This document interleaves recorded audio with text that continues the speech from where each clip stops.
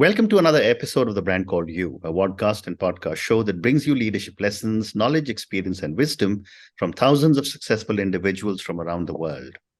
I'm your host, Ashutosh Garg, and today I'm delighted to welcome a very, very accomplished professional from Athens, Greece, Zoe Fragou. Zoe, welcome to the show.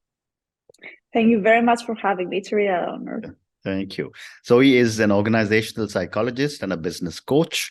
She's a mentor for women on top. Her PhD research is mainly focused on the psychometrics of the corporate culture. And in 2021, Zoe was voted as the best career coach in the Global Coaching Conference. Zoe, before we talk about coaching, tell me a little bit about your own journey. Okay, well, I am from a small town in Greece, and growing up, I had a lot of different kind of ambitions. I really liked art, which is very much in our culture here, but at the same time, I was pretty good at school, so I didn't know exactly what I'm supposed to do with it. And then I decided that psychology made sense for me, since I didn't know exactly what I wanted to do, because basically, I wanted to become better at listening to other people, since everyone was always saying that I'm really good at talking. So I started studying psychology, but again, I didn't know exactly what I wanted to do with it. So I also started working immediately. The moment I turned 19, I started working. So I worked for a team building company, then I worked for an events company, then I worked for an HR company. And then I started understanding that something more business oriented made more sense for me. And I started reading on my own. I developed the whole part of organizational psychology. And then I realized that maybe that's the real in for me. So I have to say that although many people knew their calling very soon in life, I'm not one of those people. Okay. It took me a lot of time and a lot of trial and error and a lot of experimenting. And if anything, something that I always say to all the young people I mentor today is that don't be afraid of experimenting. That's the only way you can know what suits you and what doesn't suit you. And always doubt. Even now that I've been doing it for many years and it's going well and it really suits me and I'm really happy, I'm always saying, okay, maybe I can do something else tomorrow. Who knows? We live so many years now, we afford to change. Correct. But, given the fact that you did so many different things and you found your calling, as you said, what made you decide to become a coach? For starters, I'm good at it. So when you take, because it has to do with that as well. I think that it was a little bit of, what am I good at? What I like doing? What does the market need? So when I put all these three areas together and combine them, this was the best thing for me that made the most sense. At the same time, I was always good at talking to people and understanding them and being empathetic, but not in the sense that I pity them or that I patronize, in the sense that I can actually connect and I care. I really care. Every person I coach and every person I mentor, I go deep into their lives. It's not a superficial process for me that is just happening. I feel a big sense of responsibility when I decide to work with someone. And it came pretty naturally. First, I started working as an HR director in a company, and then it developed in a group of companies here in Greece. And it came very naturally. I started being also the internal consultant for all these people in the group. And then I said, okay, maybe I should be doing the same thing for more people, let's say. So it was very organic again. Very interesting. And, given the fact that you're a business coach, I wanted to ask you, what are some of the common challenges that a lot of business owners or business leaders face today? And how do you help them overcome these challenges? Well, depending on the period, they're different. But at the moment, what I'm really struggling with is I've hit my bottleneck, which means that I'm really close to burnout. And because I'm also a burnout expert. So I'm saying, if I get burnout, will they still call me to talk about burnout? It's crazy. I don't know how to scale, basically. And the reason is that it's not like I can hire someone and my clients will say, okay, let's have this person as a coach, or they hire me as a speaker. And then they say, yeah, okay, bring us your employee. It doesn't go like that. Therefore, that's the biggest struggle. And what I found so far that helps me scale is I've turned most of my projects into services, and therefore it's easier for me to delegate. I can, let's say, break every single product into a lot of little pieces, so I can delegate most of those pieces, and I can keep for myself exactly the ones that I really can't delegate, like the final part of the speech. But I work with some girls. I have an amazing video editor who really helps me, with my videos, and I have a graphic designer. She's also helping me a lot. And my right hand, my full-time assistant, Georgia. I'm really lucky to have her. We went through a lot to our relationship. I had to train her and I had to be patient because it's her first job also. But right now she can really help me so much. So I guess, again, something I'd like to say is that when you trust someone with your work, and it's the first time you trust someone with your work, of course there's going to be mistakes. So you need to be patient and train them. And then what you're getting from them is amazing. Well said. You just mentioned that you are a burnout expert. So let me ask you a couple of questions on burnout. How do you define the word burnout? And how does someone recognize that they are reaching a stage of burning out? Well, burnout is, for starters, a term that has to do with work-related stress that has been around for too long, and we didn't do anything to manage it. So we should be able, for starters, to separate burnout from just stress, because stress I might have for anything, and it might be just one moment or one day, like I have a surgery tomorrow, and depression, because depression is also a clinical situation, while burnout is, I would say, a combination of symptoms, but it's not a clean diagnosis. However, if burnout is left untreated, it might become depression, and that's why it's very important to deal with it. So burnout has a lot of stages, around 12 stages. It's not from the beginning a total corruption of my physical and emotional bandwidth. In the beginning, it starts by being more cynical, by not getting any happiness from my job anymore, by cutting off my support group and taking a lot of distance from my friends and from my colleagues, and basically depersonalization. That's something that has to do with treating other people like they're not really people, but just means to another cause, or something like this. So it has stages. And but for end, please go ahead, please.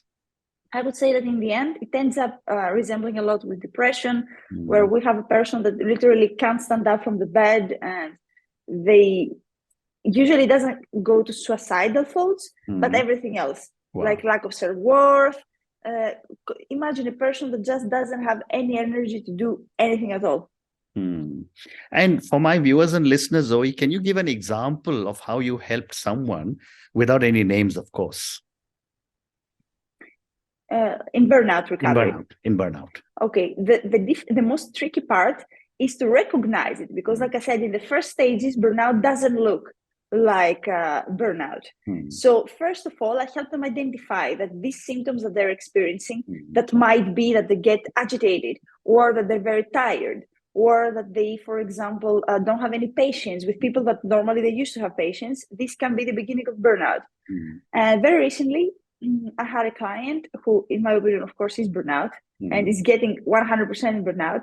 But how it's expressed on him in these early stages is that basically he acts like he's the smartest of everyone, and that he has no time and space for everyone, and that everyone is eating up his time, and that he's accusing them for his own obsession with work. And he's saying this very easy excuse that if everyone was doing an amazing job, then I wouldn't have to think about it in the weekend, and I could go and live my life. And I was telling him, okay, but what about before you hired this one person, for example? Before, did you play on weekends? Did you go to the movies? He said, well, I was always very work-oriented. Okay, so it's not really the other person's fault then. The fact that you are a little bit too obsessed with work. Correct. Therefore, the trickiest part is to identify. And then once they identify, the trickiest part is the mindset shift. Because burnout is not like schizophrenia. There are no medicine for it. You have to do a lifestyle change. You have to do a mindset shift. You have to dive in and realize all the factors that led to you being burnout and change them. And that's always tricky. Change, easier said than done. And almost no one wants to change themselves. My biggest, I would say, complaint from all the clients is not even once I had a new coaching client that entered our relationship and started by, I need to change this. It's always, my wife needs to change, my boss needs to change, everyone else needs to change. Very familiar. Very, very familiar. Thank you for a great response. And when you talk about working with someone who's close to 100% burnout, uh, what is the process that you follow? Is there a lot of conversations? Because you said there is no medication involved. Yeah, for starts, it depends a lot of the person. The thing is that there are people that talking about the traumatic situation that caused them to burn out, that's helpful for them because they vent and they release it and then they can move on. But then there are a lot of other people that they need to be more results focused, and talking about this thing just makes them, in a sense, relieve the vicious cycle of pathogeny. Therefore, the first and the hardest part for me is to understand what kind of a person is this. Is this the kind of person that they just need to talk and then it's going to be over and we can move to results? Or do I need to cut it immediately and say, okay, stop complaining now, stop whining. It's your life and let's see what we're going to do with your life. So I would say that, but for sure, the common ground in both cases is that every person I work with, they need to understand that their mental health is an active choice and it's their responsibility. They might not be necessarily at fault for what happens to them mentally, but managing the situation is their responsibility because no one else can do it for you. And at the same time, mental health, it is an active choice that I need to make every single day. Every single day I wake up and I say, what's going to help me today? Is it going to help me hit snooze for 4 times? Or is it going to help me to just stand up, get it over with, and go shower and do what I have to do? Every single decision that I'm making, if I want to be mentally healthy, it needs to be under this scope. Does it help me? Doesn't it help me? Well said. Well said. So now moving on to coaching, Zoe, given your amazing background and all the amazing things that you're doing, I wanted to ask you, how has all the things that you've done in the past, how has your background supported your own coaching philosophy, your style, and your values? Well, like I said, it makes me more empathetic and more patient because I do realize that if it has been such a tricky journey for me to realize my calling and what suits me, and I still change my mind. It's a very dynamic process, my career. I don't treat my career as something that it happened, it's over, that's it. I'm only building towards that direction. And as a person, I really love diversifying. I try to see careers more of like playgrounds instead of ladders. So in a sense, like today I'm going to do a little bit of this and tomorrow a little bit of this. And then it all creates an image that bonds together. So for starts, I do realize more that, and I kind of push my coachees towards that direction as well. Like you don't have to be one, basically. It took a lot of time for me to realize that being multidimensional and being complex is a power. And now that I know that it's a power and that it really helps you put less burden in every little thing that you're doing, that means you're more relaxed and it's easier for you to be successful in all these areas. That's the message that I'm spreading. Balance your inner identities. The more you balance your inner identities and the more complex you are and the more multidimensional, the healthier and the more successful you get. And think of an example. Let's say that tomorrow you have a bad day at job. Okay, you yourself. And your job is your life. There's nothing else. Can you understand how bad you're going to feel and how awful it's going to be for you that you did bad in this one thing that's your entire life? But at the same time, imagine that you're doing your job, but you're also a parent and you're also a husband and you also have a lot of friends and you're really good at sailing and you enjoy art. So if one of those things doesn't do well one day, you still have all the others to self-identify with. And all those other things, they help you say, okay, I did bad here, but everything else is good. So I'll take it from here and build on. Fascinating. My next question to you, Zoe, is about, how people have shaped you in your life. Most of us have got people who influence us in our lives. So my question is, how have some people shaped and influenced you as a coach today? For starters, I have to say that I got completely different messages from the men in my life than from the women in my life. Okay. And I think that gender plays always a role, especially in patriarchal societies. And Greece is a very strongly patriarchal society. So I would say that from men, I learned that no one will judge you based on how the distance you've covered, but only based on how far you've come. And therefore I became tougher and stricter with myself. And then from the women, I've learned the importance of giving back. Because when I was really young, I was surrounded by women that didn't help me. And now I do understand why they didn't help me, because, it's such a competitive society, especially for women, and the resources are limited. But I also realized that it's my responsibility to stand up and stop that. And me, myself, I really try to give to all the young girls that I'm meeting right now. And I give them every single bit of information that if I had when I was younger, it would have made a difference. Therefore, I have to say that it really changed me. It made me people in my life, and the people I've encountered, especially in professional relationships, they've made me change as a coach and as a mentor and as a person, and develop even new values, like the value of mentorship, like I share like now. Very interesting. Another question that is often asked by a lot of coachees is that how do they evaluate if their coach is good? What are your thoughts? Okay. My thoughts is that if it helps you, don't overthink it. If it's functional. And the thing is that when I was younger, I was very judgmental. I have a clinical license in psychology as well. So I'm a psychologist. I was actually working in the psychiatric hospital of Athens. And back in that day, if someone told me, for example, oh, you know what really helps me is, I don't know, reflexology, or name any kind of softer science, let's say, that's not 100% scientific, I would be like, oh my God, no, you need to find a psychologist who has a clinical license. This is not scientific. But today, whatever works, if it helps you, not everyone can stand everything. And psychotherapy especially is such a deep process that before it starts getting better, it gets so much worse. And not everyone has the defense mechanisms to support that. Correct. Therefore, if it helps you, if it works, if it's functional, and if you feel a connection with the coach, because what I've seen, and from my own coaching journey, like when I was like the client, is that many times, most of the times I have to say, we reached a plateau where the coach projected their own limitations on me as a coachee. And that's a good sign that it's time for you to go. When they tell you, no, you can't do that, or this is too much, or you need to ground yourself, maybe they're projecting. Go find someone who treats you like a skyrocket, who's about to, fly. Very interesting. You also say, Zoe, that, you are a mentor for women on top. Two questions. One is, how do you handle the differences between coaching and mentoring? And second is, mentor for women on top. Tell me more about what you do.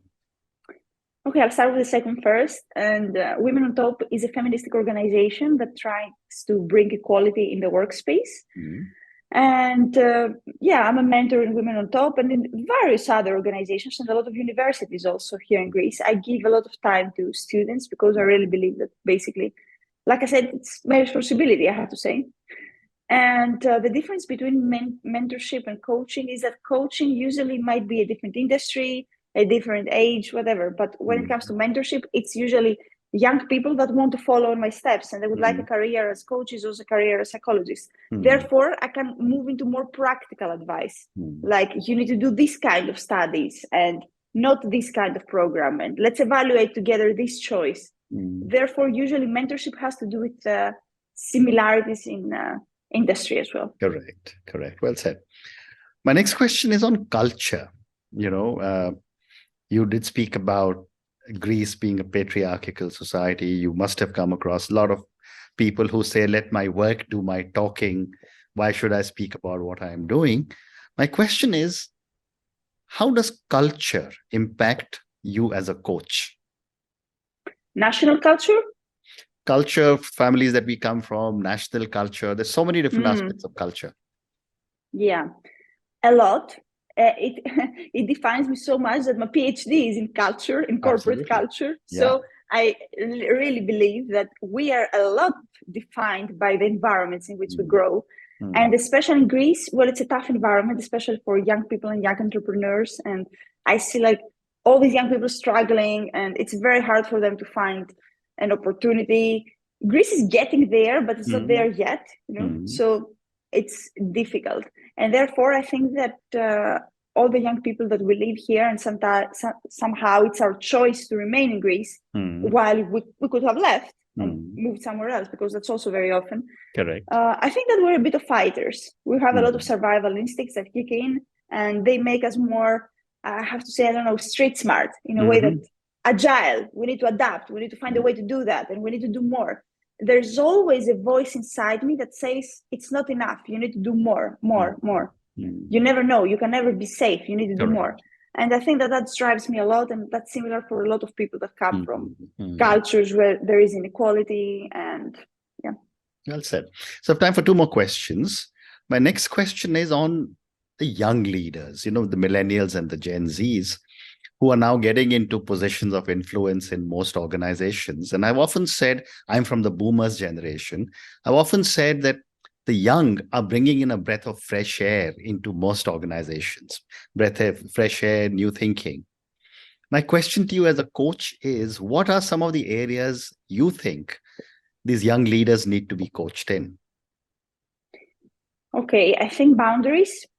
Because they come, especially Gen Zs, they come from a generation that had the best caretakers ever. And they really, really learned how to prioritize their needs and how to prioritize other people's needs. And they're more empathetic as a generation. And these are stuff that I really like about them. And I really believe we live in a Gen Z world right now. I'm really happy about them joining the workforce, because they do bring values that are important, like speaking up about mental health and speaking up about inequality. But at the same time, I think that when it comes to the mindset of team and corporate culture and organizational commitment, and we all need to work together in order to achieve something bigger, I think that they're a little bit more individualistic, and they need to be coached into understanding the importance of that part as well. That there is a balance. Like, you need to maintain your individualism, but at the same time, it's important to understand group dynamics and create a vision that inspires everyone.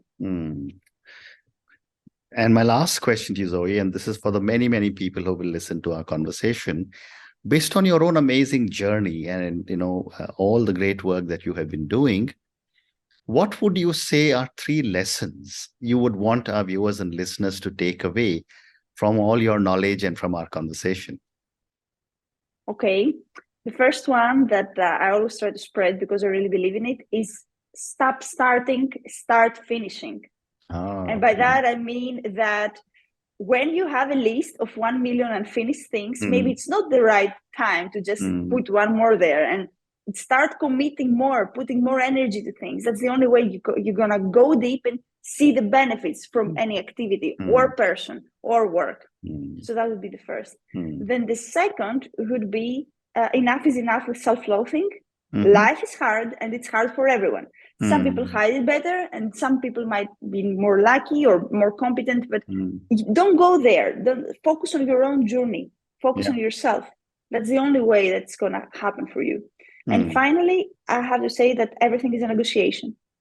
Every single interaction is a negotiation. And the person that doesn't understand that, they will never get what they want. They asked Kennedy at one point his opinions about patience.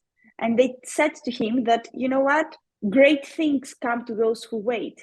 And he responded as, yeah, but only the things left behind by the ones that were hustling. Well said. Well said. And on that note, Zoe, and your 3 amazing lessons: stop starting, start finishing. Second, you said was life is hard for everyone. Focus on your journey. And the third one, which is so interesting, is everything is a negotiation. And I love the example you gave me about Kennedy. Thank you so much for speaking to me about your journey. Thank you for speaking to me about coaching and burnout. I think that was such an amazing conversation section we had on burnout. I learned many, many new things about burnout. And thank you again for speaking to me about millennials, the Gen Zs, and so many other aspects. Thank you again, and good luck. Thank you very much for having me. Take care. Thank you for listening to the Brand Called You videocast and podcast, a platform that brings you knowledge, experience, and wisdom of hundreds of successful individuals from around the world. Do visit our website www.tbcy.in to watch and listen to the stories of many more individuals. You can also follow us on YouTube, Facebook, Instagram, and Twitter. Just search for the brand called You.